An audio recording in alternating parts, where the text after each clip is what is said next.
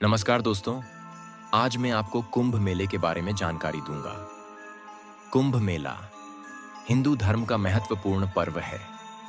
क्या आप जानते हैं 12 साल बाद ही क्यों लगता है महाकुंभ मेला? मानो तो यह दुनिया के सबसे बड़े आध्यात्मिक सभा है। कुंभ मेला हमारे शास्त्रों के अनुसार पहले माघ मेले के नाम से जाना जाता था। कुंभ का मतलब अमृत का घड़ा है और मेला यानी काफी लोगों का एक जगह एक साथ एकत्र होना। कुंभ मेले में होने वाले स्नान का हमारे जीवन में क्या महत्व है? कुंभ में स्नान करने से हमें क्यों मोक्ष मिलता है? सभी बुरे कर्मों का प्रायश्चित भी कैसे होता है? तो संपूर्ण जानकारी के लिए पूरा वीडियो देखिए।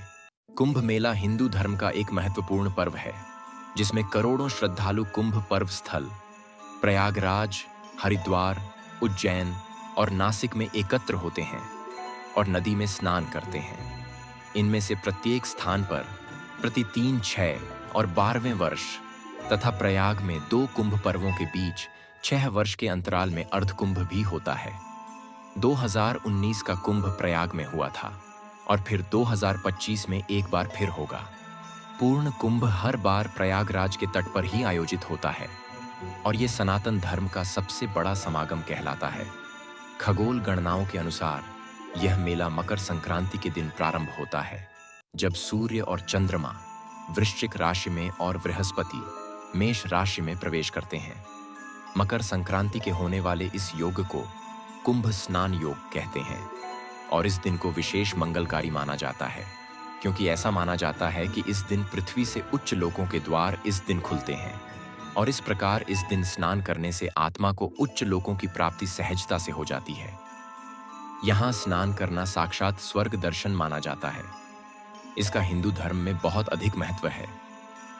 आस्था का सबसे बड़ा जमावड़ा कुंभ 4 स्थानों हरिद्वार, प्रयागराज, नासिक और उज्जैन पर लगाया जाता है, जो नक्षत्र और राशियों निर्धारित करती हैं। मान्यता है कि कुंभ के अमृत जल में स्नान करने से सभी पाप का अंत होता है और व्यक्ति को मोक्ष की प्राप्ति होती है। कहते हैं कुंभ के स्नान से पितृ भी शांत होते हैं और उनका आशीर्वाद भी प्राप्त होता है। कुंभ का शाब्दिक अर्थ घड़ा, सुराही, बर्तन है। यह वैदिक ग्रंथों में पाया जाता है।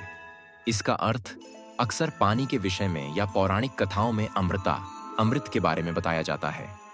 मेला शब्द का अर्थ है किसी एक स्थान पर मिलना, एक साथ चलना, सभा में या फिर विशेष रूप से सामुदायिक उत्सव में उपस्थित होना। यह शब्द ऋग्वेद और अन्य प्राचीन हिंदू ग्रंथों में भी पाया जाता है। इस प्रकार कुंभ मेले का अर्थ है अमृतत्व का मेला है। पौराणिक मान्यता के अनुसार कुल 12 कुंभों में से 4 कुंभ धरती पर होता है और बाकी 8 का आयोजन देवलोक में किया जाता है। ज्योतिष शास्त्र के अनुसार जब सूर्य, चंद्रमा और बृहस्पति एक खास स्थिति में होते हैं, तब इन स्थानों पर मेले का आयोजन किया जाता है। कुंभ मेले का इतिहास। कुंभ मेले का इतिहास कम से कम 850 साल पुराना है। माना जाता है कि आदि शंकराचार्य ने इसकी शुरुआत की थी, लेकिन कुछ कथाओं के अनुसार कुंभ की शुरुआत समुद्र मंथन के आदिकाल से ही हो गई थी। शास्त्रों में बताया गया है कि पृथ्वी का 1 वर्ष देवताओं का दिन होता है, इसलिए हर 12 वर्ष पर एक स्थान पर पुनः कुंभ का आयोजन होता है। देवताओं का 12 वर्ष पृथ्वी लोक के 144 वर्ष के बाद आता है। ऐसी मान्यता है कि 144 वर्ष के बाद स्वर्ग में भी कुंभ का आयोजन होता है, इसलिए उस वर्ष पृथ्वी पर महाकुंभ का आयोजन होता है। महाकुंभ के लिए निर्धारित स्थान प्रयाग को माना गया है। कहते हैं कुंभ मेले का कहानी समुद्र मंथन से जुड़ी है। कहते हैं कि एक बार महर्षि दुर्वासा के श्राप के कारण जब इंद्र और देवता कमजोर पड़ गए, तब राक्षस ने देवताओं पर आक्रमण कर उन्हें परास्त कर दिया था। सब देवता मिलकर भगवान विष्णु के पास पहुंचे और उन्हें पूरी बात बताई थी। तब भगवान विष्णु ने देवताओं को दैत्यों के साथ मिलकर क्षीर सागर का मंथन करके अमृत निकालने की सलाह दी। भगवान विष्णु के ऐसा कहने पर संपूर्ण देवता राक्षसों के साथ संधि करके अमृत निकालने के प्रयास में लग गए। समुद्र मंथन से अमृत निकलते ही देवताओं के इशारे पर इंद्रपुत्र जयंत अमृत कलश को लेकर आकाश में उड़ गया। राक्षसों ने अमृत लाने के लिए जयंत का पीछा किया और कठिन परिश्रम के बाद उन्होंने बीच रास्ते में ही जयंत को पकड़ा और अमृत कलश पर अधिकार जमाने के लिए देव और दानव में 12 दिन तक भयंकर युद्ध होता रहा। मंथन में निकले अमृत का कलश हरिद्वार, प्रयागराज, उज्जैन और नासिक के स्थानों पर ही गिरा था। इसीलिए इन 4 स्थानों पर ही कुंभ मेला हर 3 बरस बाद लगता आया है। 12 साल बाद यह मेला अपने पहले स्थान पर वापस पहुंचता है। यही कारण है कि कुंभ के मेले को इन्हीं 4 स्थानों पर मनाया जाता है। इस पवित्र स्थल पर, जहां गंगा, यमुना और सरस्वती नदियां मिलती हैं, विश्व भर से लाखों तीर्थयात्रियों और श्रद्धालुओं के एकत्र होने की संभावना है। महाकुंभ मेला हिंदू पौराणिक कथाओं में गहराई से निहित है और इसे श्रद्धालुओं के लिए पापों से मुक्ति और मोक्ष प्राप्त करने का एक अवसर माना जाता है। ज्योतिषीय और सामाजिक महत्व। कुंभ मेला क्या है? ज्योतिषीय और सामाजिक महत्व, जिसके कारण आते हैं करोड़ों श्रद्धालु। देश के 4 शहरों में आयोजित होने वाला कुंभ मेला को दुनिया का सबसे बड़ा धार्मिक आयोजन कहा जाता है। कुंभ मेले की उत्पत्ति का वर्णन 8वीं शताब्दी के दार्शनिक शंकराचार्य ने किया। संस्थापक मिथक बताता है कि कैसे राक्षसों ने समुद्र मंथन के रत्न कहे जाने वाले पवित्र घड़े यानी अमृत के कुंभ के लिए लड़ाई लड़ी। ऐसा माना जाता है कि मोहिनी का रूप धारण करके राक्षसों के चंगुल से भगवान विष्णु ने कुंभ को निकाला था। जब वे स्वर्ग की ओर इसे ले जा रहे थे तो बूंदें उन 4 स्थलों पर गिरी जहां आज कुंभ मनाया जाता है, अर्थात हरिद्वार, उज्जैन, नासिक और प्रयागराज। पौराणिक कथाओं में कहा जाता है कि प्रजापति ब्रह्मा ने यमुना और गंगा के संगम पर स्थित दशाश्वमेध घाट पर अश्वमेध यज्ञ करके ब्रह्मांड का निर्माण किया था, जिसके कारण प्रयागराज में कुंभ सभी कुंभ त्योहारों में सबसे महत्वपूर्ण है। इस त्योहार के ज्योतिषीय महत्व को समुद्र मंथन की कथा दर्शाती है, जब भगवान विष्णु को 12 दिव्य दिन स्वर्ग पहुंचने में लगे थे।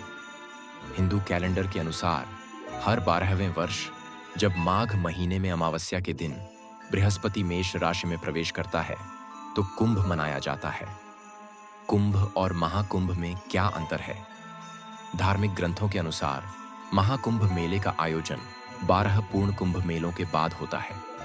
इसका मतलब है कि 144 वर्ष बाद महाकुंभ का आयोजन होता है। मान्यता है कि महाकुंभ मेले का धार्मिक और आध्यात्मिक महत्व कुंभ मेले से कई गुना ज्यादा शुभ और विशेष फलदायी होता है।